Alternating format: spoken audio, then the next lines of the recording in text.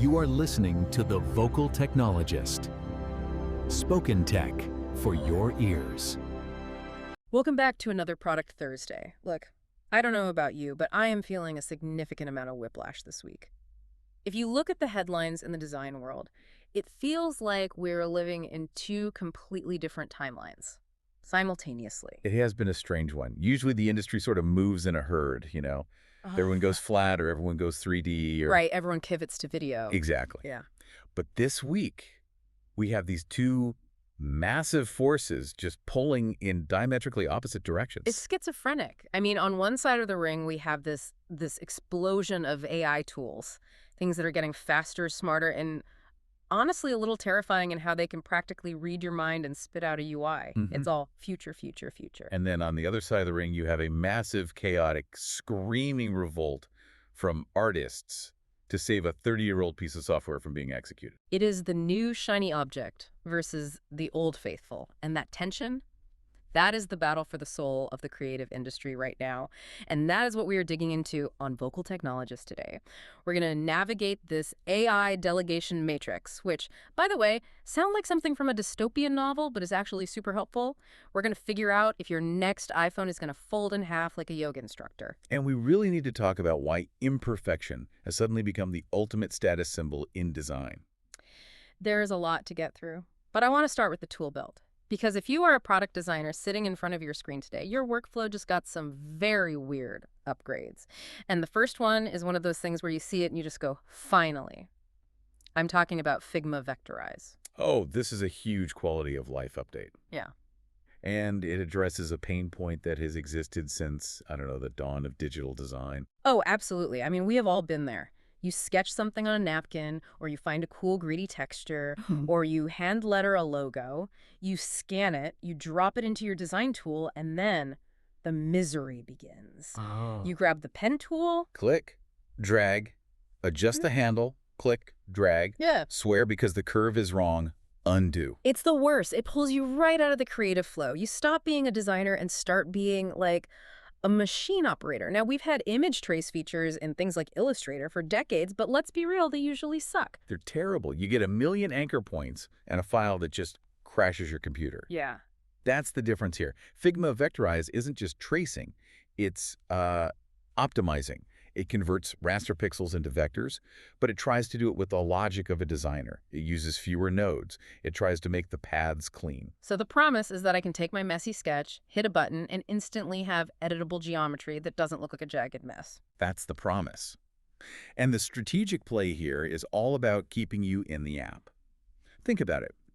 Every time you have to tab out to Illustrator or Photoshop to prep an asset, there is friction. Right. There's a chance you get distracted, lose your train of thought.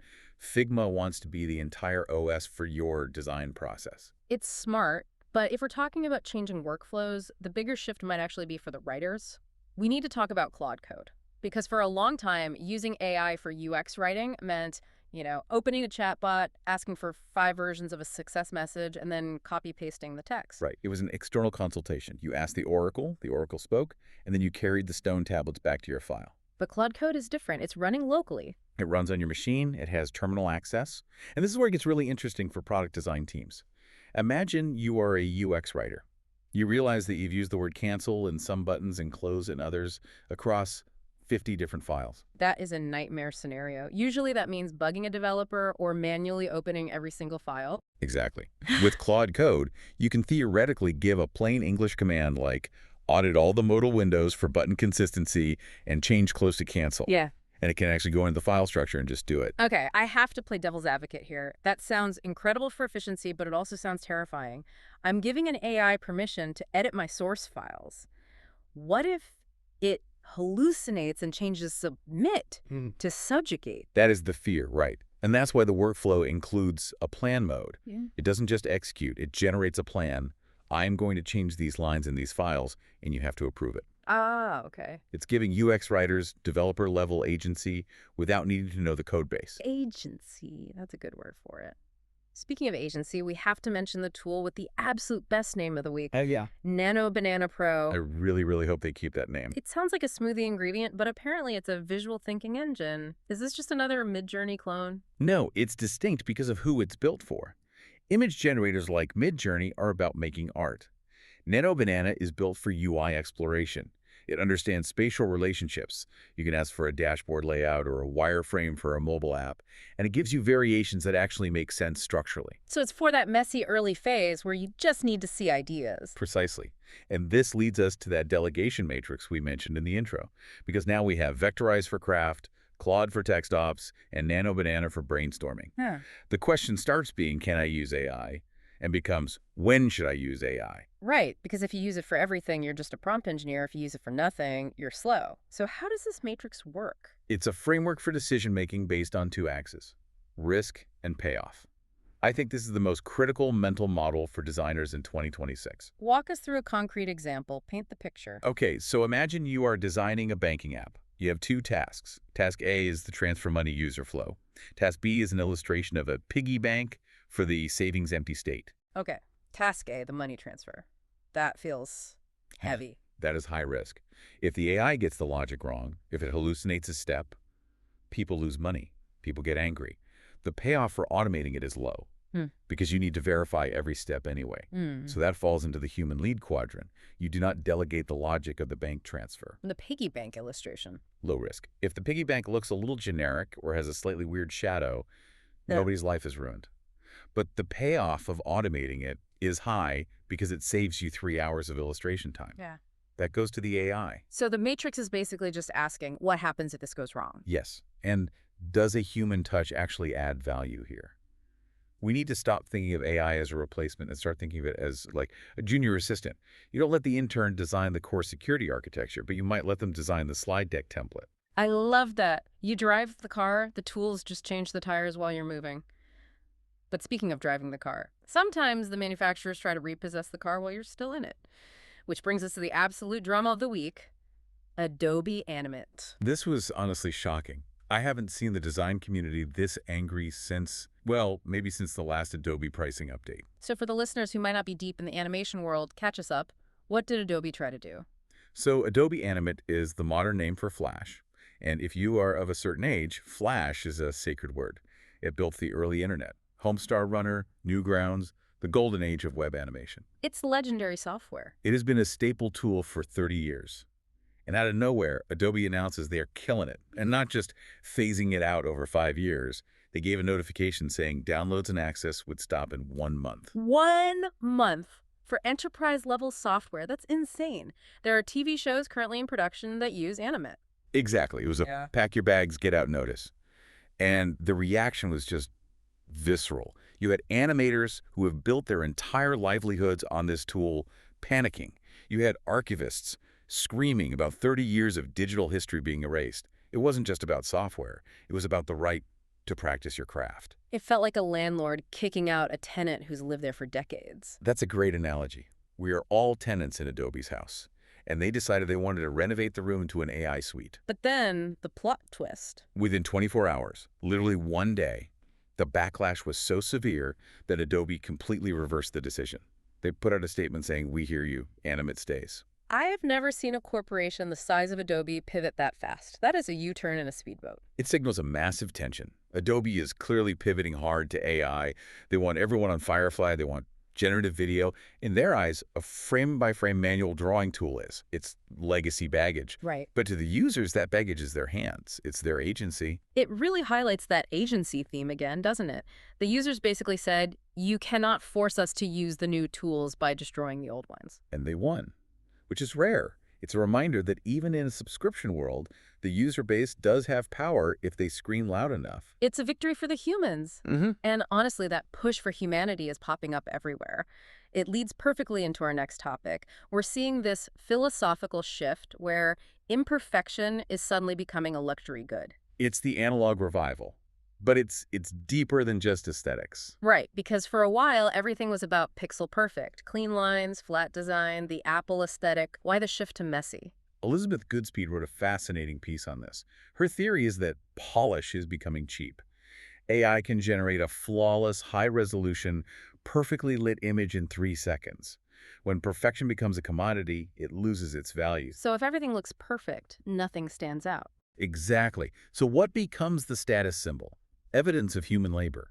Things that look a little weird. Things that took time. Rough edges. It's the difference between a factory-made table and one your carpenter friend built.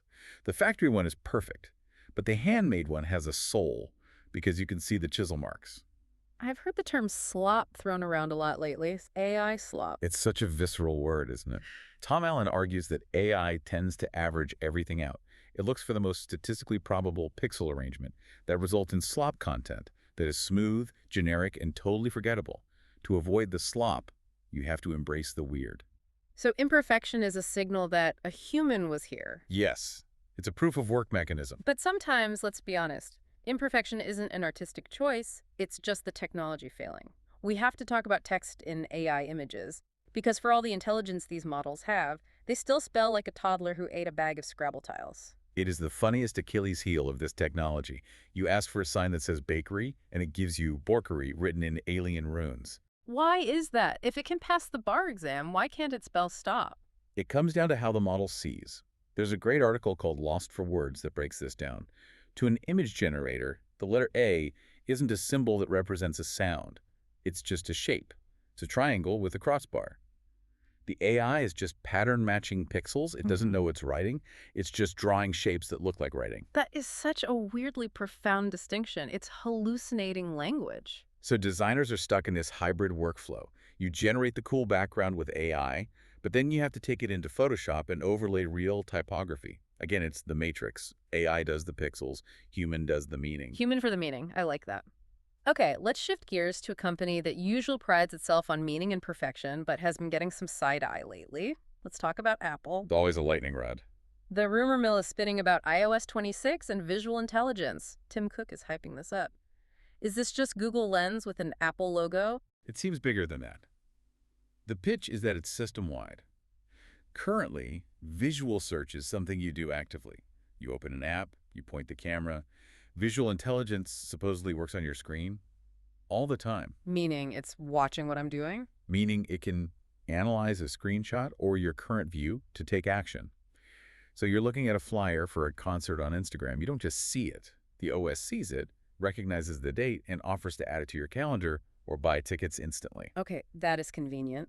But it also feels like the OS is taking over the agency again. It's reducing the friction, but it's also mediating my entire experience. And that tech makes way more sense when you look at the hardware rumors. If you have an AI that can see and interpret the world, where do you want that AI living? Not in my pocket. You want it on your face. Exactly. This is the groundwork for camera-equipped AirPods or Apple glasses. But before we get to glasses, we might finally get the foldable iPhone. I feel like we've been talking about the iPhone Fold for 5 years. Is it actually happening? The supply chain leaks are getting specific. It looks like they're testing 2 models. One is the book style, like the big Samsung Fold. But the one getting more traction is the clamshell or flip model. The 90s are back. I honestly miss snapping my phone shut to hang up on someone. It was so satisfying. There's a tactile joy there. Yeah. But it also solves a problem. Phones have gotten too big. A flip phone emphasizes portability. It's about making the technology disappear into your pocket when you aren't using it. But while we wait for the hardware, the software design at Apple is taking some heat. What is this liquid glass controversy? Yeah, this is interesting. If you look at the recent updates, especially in VisionOS and bits of iOS, there is this heavy reliance on transparency, blur, and glass-like textures. It looks very sci-fi in the promo videos. It looks gorgeous in a render, but users are complaining that in practice, it's a usability nightmare. Low contrast. Hard to read text against the background. Confusing layering. It's form over function? That's the critique. And with key figures like Alan Dye, who was a massive part of Apple's interface design leaving the company, there is a worry that Apple is losing that rigorous design is how it works philosophy that Jobs instilled. It feels like they are chasing the aesthetic trend rather than setting the usability standard. Which is vulnerable territory for Apple. If they aren't the usability kings, who are they? That is the billion-dollar question. Okay, bringing this all back down to earth. We've talked about tools, corporations, and philosophy, but what about the individual listening to this? The designer trying to figure out their career in 2026? It is a confusing time. I talk to so many designers who are asking, do I have to become a manager? Do I have to stop designing and start managing Jira tickets just to get a raise? That is the classic trap, the Peter principle. You get promoted until you suck at your job. But the industry is finally fixing this. We are seeing a formalization of the ICE path, the individual contributor track. So you can climb the ladder without managing people. Yes. The ladder goes junior, senior, staff, principal, distinguished designer. A distinguished designer isn't managing a team of 20 juniors. They're solving the most complex, intractable problems the company has. So they are paid for their brain and their craft, not their ability to conduct a performance review. Exactly. And this is vital. If you force your best visual thinkers to become administrators, you kill the soul of your product. You need to give them a path to influence that is based on making. I love that. You can double down on being a maker. But what about the people just starting out? There's this concept of a Bauhaus reset in education. What does that mean? It's a call to rethink how we teach design. The original Bauhaus was about reconciling art with the Industrial Revolution mass production. The argument now is that we need a new Bauhaus to reconcile human creativity with the AI revolution and the climate crisis. That sounds heavy. Society's operating system. It is heavy but necessary. If AI can make the pixels, we shouldn't be teaching students just how to push pixels. We should be teaching them systems thinking, how to navigate complexity, how to design for sustainability. The designer of the future isn't just making things look pretty. They are designing the logic of how the world works. That is a massive mandate, but it connects everything we've talked about today. It really does. Think about it. We have tools like Figma, Vectorize, and Nano Banana that give us incredible speed. We have the delegation matrix to help us decide when to use that speed. But then we have the human pushback. The Adobe revolt, the desire for imperfection, the refusal to just let the algorithms dictate our culture. It feels like we're at a crossroads where the technology is offering to do everything for us, but we have to actively choose to keep the meaning for ourselves. That is the synthesis. The tools are for speed. The human is for meaning. Agency is the currency of the future. If you give up your agency to get speed, you end up with slop. If you ignore the speed to keep the agency, you might get left behind. You have to walk that line every single day. So here is our challenge for you this week. We talked about that matrix risk versus payoff. In your own workflow, right now, where are you letting AI take the wheel because it's easy? And more importantly, where are you gripping that wheel tighter than ever to make sure your actual humanity shows through? Identify the part of your work that only you can do, the part that requires your specific weirdness and judgment, and protect that fiercely. Don't let the robot drive the whole car. Just let it change the tires. Thank you for diving in with us on this chaotic, beautiful week in design. Go create something real, even if it's a little imperfect. We'll catch you next time on Vocal Technologist. See you then. Spoken Tech for your ears.